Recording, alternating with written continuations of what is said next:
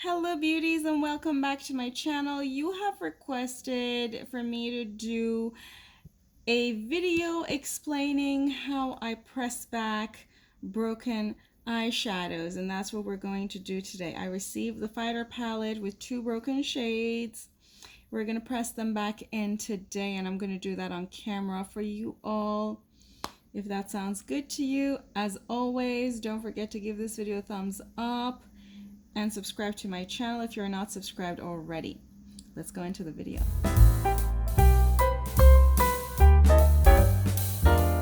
Before I get started, let me quickly tell you that I am wearing a Cliona nail lacquer from the Slickadelic collection. This is color psilocybin or psilocybin. I don't know how to pronounce it, but I love the color and the shifts. If you follow me, you know that I love colors that have a neutral to a colorful shift like these. And I tried to do the magnet also. I also got the magnet and I tried to use them. I don't know if I could really get the magnetic effect. Hopefully I'll get a hang of that.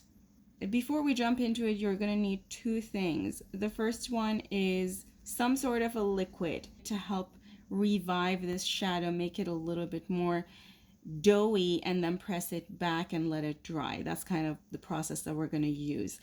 Obviously, you want the liquid to be eye safe.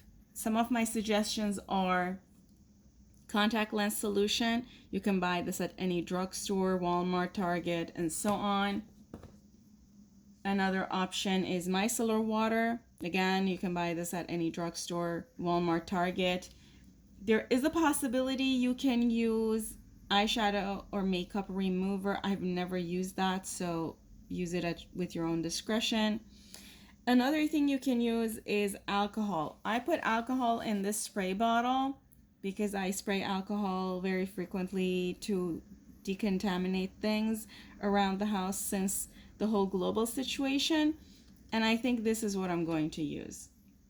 And then the next thing you're going to need is this thing, plastic food wrap. I'm going to tear off a piece and show you how you're going to use this. Of course, there are many ways you can do this. You don't have to do it the way that I do it, but this is the easiest way for me. Okay, let's get started. I'm going to open this up, remove this.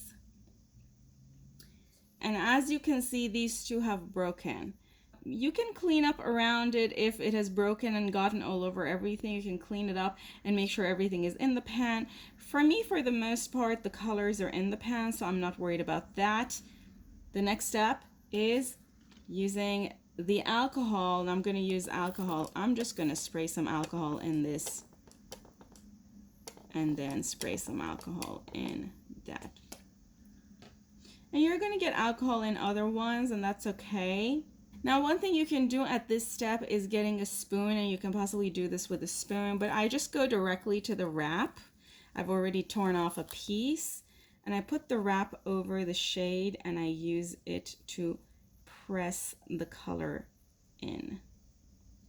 Similarly with the other one.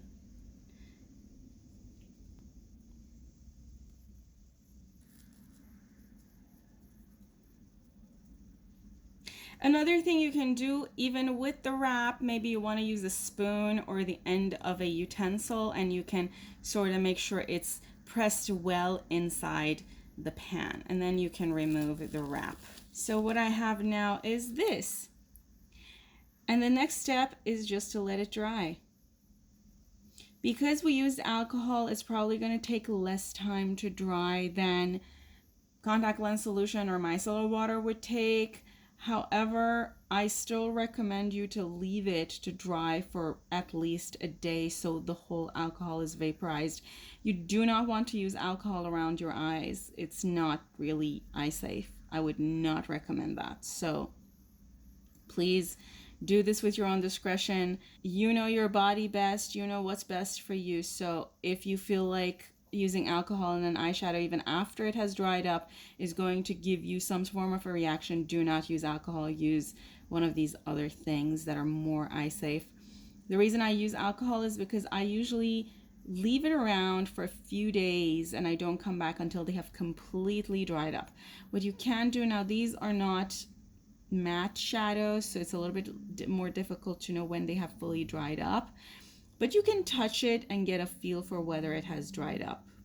And once it's dried, you're very welcome to use it, and you can use it exactly how you would use it otherwise. It's just not going to look exactly like brand new, but it's going to probably give you the same effect. Okay, beauties, it's now 24 hours later. As you can see, these two are dried up. Let me quickly swatch and show you. Well, maybe I pressed them a little too hard. Beautiful. So beautiful. I think that color is supposed to be sort of translucent.